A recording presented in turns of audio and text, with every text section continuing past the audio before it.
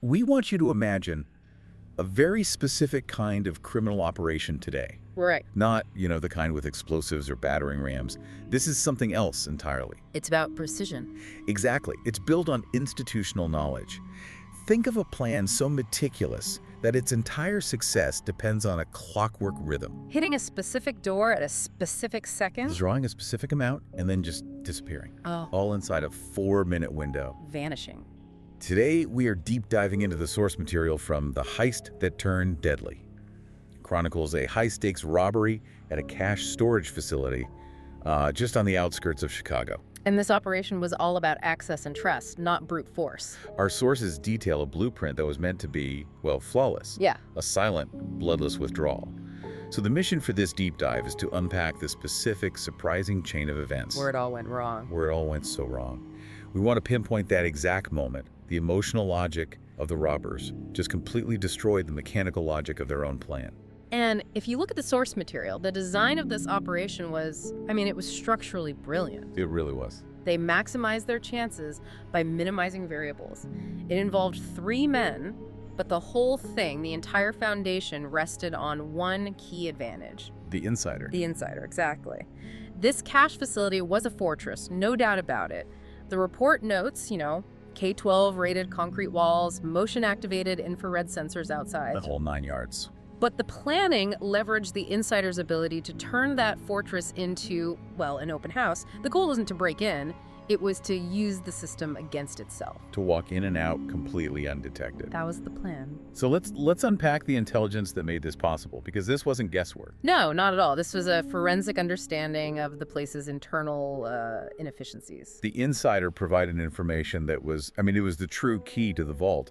We're talking about details like the exact schedule of the guards' rotation patterns. Yeah. And not just the hour, but the specific 90-second window when that primary corridor was totally empty. And they understood the digital side too, right? Absolutely. The report emphasizes they knew the precise moment the internal security system ran its nightly firmware update. A tiny window. A brief, rolling technical window that, momentarily suspended the camera feeds and allowed for one specific magnetic door lock, door 4B, to be neutralized without triggering an immediate alarm. That level of detail? Yeah. It just speaks to months and months of planning. For sure. This was supposed to be silent, purely reliant on this timing matrix. No weapons were even supposed to be involved. The system was meant to do all the work for them, and that's why the timetable was so non-negotiable. The operation was scheduled for exactly 3:04 INCEN a.m. That's Pickett. Perfect. Perfectly. To exploit the security update and that guard rotation, their instruction was absolute. Grab the pre-calculated amount of cash and be gone by 3:21 a.m. 4 minutes. 4 minutes total. That was their operational lifeline. 4 minutes. That is an astonishingly tight window for a multi-million-dollar withdrawal. It barely accounts for the time it takes to just load the bags. Right. But here's where it happens. The mechanical perfection of the plan meets the total chaos of human nature. The source material shows that the first catastrophic failure happened 5 minutes before they were even supposed to start. Exactly. At 3:12 a.m., one of the men, the driver, he arrives at the rendezvous point outside the facility perimeter way ahead of schedule. Early. He was early. He made a move in a parking lot that, according to the plan, should have been completely inert at that time. Wait, so their first failure was just being too efficient? That's the profound irony of it all. It wasn't a technical glitch, it wasn't a lock failing or a guard being extra vigilant. It was impatience. Or maybe anxiety, something human. And that tiny deviation was immediately logged. The report confirms that his movement triggered a Zone 4 perimeter violation. Okay, that sounds serious. What does a Zone 4 violation actually mean in this context? It was a specific alert, a Level 3 system alert, that required an administrator to acknowledge it within 45 seconds. So someone had to actively clear it. And critically, it was flagged immediately to the off-site monitoring center, not just the local console. The insider, who was already inside getting ready, he tried to cover for it. Yeah. He likely tried to issue a false system self-test override, but it was too late. The record shows the system had already permanently logged the vehicle's movement and, more importantly, the timing discrepancy. So the entire foundation of the plan, the timing, was compromised before they even opened the door. The clockwork was already scarred, yeah. But they kept going. He did. Because the insider was still able to open door 4B at 3:17 a.m., just as planned, he temporarily overrode the alarm during that firmware cycle. So the intelligence was good enough to get them in the door. It was, but that compromised timing meant that every single move they made from that point on was under immediate scrutiny, whether they knew it or not. Which brings us to the second, and you could argue more destructive variable they faced. They're through the door, they've bypassed the tech, now they're inside the main counting room. Right. Heading for the vault. And the source material notes that when the robbers reached that central cash storage area, they found far more than they expected. So their estimates were way off. Wildly conservative. Yeah. There were just stacks of cash waiting, completely overwhelming what they had planned for.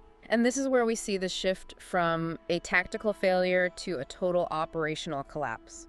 That discovery of unexpected wealth triggers what you could call wealth shock. Wealth shock. I like that. They planned for the security systems, right? Yeah. They did not plan for their own psychological response to that much success. So instead of sticking to that rigid 4-minute schedule out by 3:21 a.m., the discipline it evaporates. Gone.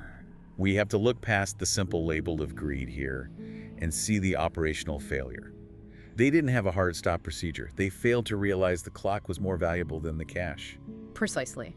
They started overfilling the bags. The report suggests the sheer volume of cash just led to chaos. The bags, which were meant for a quick sprint, became heavy, unwieldy, Slowing them down. causing immediate delays. That 4-minute lifeline stretched to 5, then 6, then 7 minutes. And every second they stole from the clock, they handed right back to the security system. If the initial plan was surgical precision, this phase was what?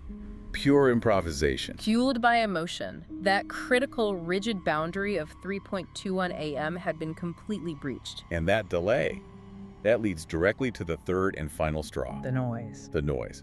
All that frantic, disorganized effort to handle these heavy bags results in one specific careless error. One of the robbers fumbles, and the source specifies that a dropped metal tray. Probably used for moving coins or something. Right, it hits the concrete floor. And the report says that dropped tray echoed louder than anyone anticipated. Of course. The sheer silence of that facility at that hour would have magnified it. It was the exact opposite of the silent surgical strike they had designed. And what's really compelling in this source material is how that one sound immediately connects with another deviation from the schedule. But on the facility side this time. Exactly. The sound was heard by a guard. Not the guard whose shift was scheduled to start later, but a guard who was himself off schedule. What was he doing there? He'd come back unexpectedly to get something from his locker, which was near that main corridor. So, let me get this straight. An unscheduled noise caused by a planned operation that ran late because of greed Yes. met an unscheduled person on the security side. It's the perfect storm for confrontation. The one outcome their entire plan was designed to avoid. This is the moment that meticulously planned access turns into pure, uncontrolled chaos. The guard hears the noise. He approaches the corridor with a flashlight, investigating the sound coming from the main cache area, a zone that should have been dead silent. The transition described in the source it's immediate and it's brutal. The moment that flashlight beam cuts across the vault corridor and hits the three men fumbling with those bags, absolute panic takes control. All that planning, all that coordination, it just dissolves into this instinctual terror. And the most critical piece of evidence here is the use of force. The report confirms that one of the robbers, now exposed and cornered, pulls a sidearm. A gun that was never supposed to be used. Its use immediately negated the entire premise of the operation. It turned a theft into a capital crime. The source material is chillingly precise here. What? A single shot was fired, then another in rapid succession. And within moments, 2 people were dead. The unscheduled guard and, tragically, the insider caught in the crossfire. The entire crime just transformed in 7 minutes. It became memorable not for the strategic genius of the plan, but for the tragedy of its collapse. The goal shifted from a silent extraction to a desperate flight. And the aftermath shows that panic. The escape wasn't tactical at all, it was sloppy, and it left behind a forensic roadmap for investigators. They didn't even grab all the cash they'd packed. They just fled with what they could carry, leaving clues everywhere. The trail was extensive. The report details significant blood traces left at the scene, partial fingerprints on the vault door and that dropped tray. And this is the critical part. high-resolution vehicle footage. Not for the facilities cameras? No, those were down. This was from a nearby highway camera that just happened to capture their escape route. And this rapid collapse translated directly into rapid justice. Law enforcement didn't need months to crack this. The evidence was just strewn all over the scene. The apprehension timeline is incredible. It is. The insider's identity was immediately linked to the building records and that suspicious Zone 4 log from 3:12 a.m., his personal history, and his known associations. It allowed the authorities to identify the others very quickly. He was arrested within 48 hours. 48 hours. The other two were identified and detained within a week. And because the escape was so rushed, most of the money, the entire point of this thing, was recovered. They planned meticulously to get access, but their failure of nerve meant they got caught before they could spend a single dime. So if we synthesize all these failure points, the core insight is just devastatingly simple.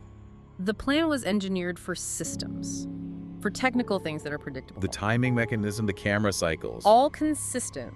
But the plan failed because it had no countermeasures for emotional volatility, for the human element. We saw 3 key human variables just completely overwhelm that system. The early arrival from anxiety. The wealth shock that broke the 4-minute rule. And finally, the terror.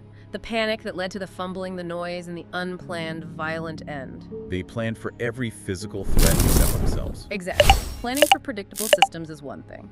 But planning for human nature, for greed, for that fight-or-flight response, is infinitely more complex. The moment they let that clock tick past 3:21 a.m., the outcome was pretty much set. So let's just quickly recap this tragic sequence one last time for you. The planning phase was perfection.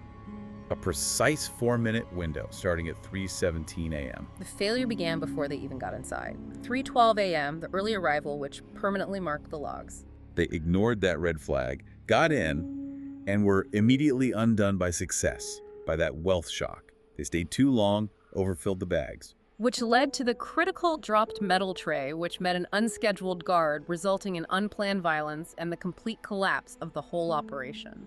Which leads us to our final provocative thought for you to consider, based entirely on the source material we've analyzed today. If the vault had contained significantly less cash than they expected, forcing them to stick strictly to that planned 4-minute window just to get their minimum amount, would the heist have succeeded? Think about how strange that paradox is. Right. The very success of gaining access and that discovery of overwhelming wealth became the catalyst for their total failure.